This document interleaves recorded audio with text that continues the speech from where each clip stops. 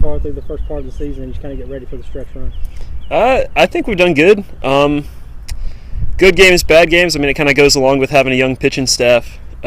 Hitters have been pretty darn consistent for the most part. I think that we're getting set up and ready for the tournament, and I think that that's what's important. We've started to play some of our better baseball. Last weekend was probably our most consistent starting pitching rotation that we've had, as far as everybody went at least 5 innings, all that kind of stuff, and it was really nice to see, because that's going to be huge, having 3 starters for the tournament. And if we can kind of lock that in for the rest of the SoCon season, I think that'll be huge for the tournament to have that set up, and I think our hitters are always going to do well. You mentioned the young staff. For you as a junior, a veteran of the staff, what's it like trying to lead these young guys as they learn their way through their first season?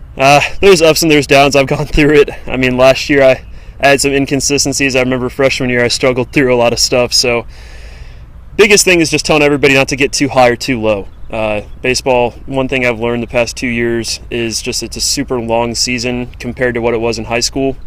So even when you do well, can't get too high. When you do poorly, you got to be ready to come back the next day. And the biggest thing that I've just told them is try and stay as even-keeled as possible, because you're going to get another opportunity whether you did well or you did bad the last time.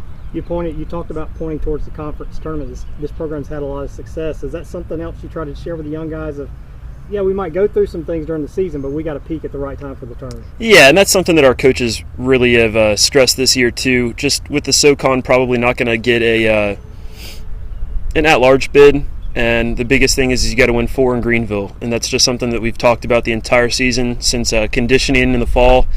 Biggest thing that we keep saying is 4 in Greenville, 4 in Greenville. So for us, we need to make sure we do as well as we can in the season, get a good seed in Greenville, and then go up there and try and win 4 like we did last year.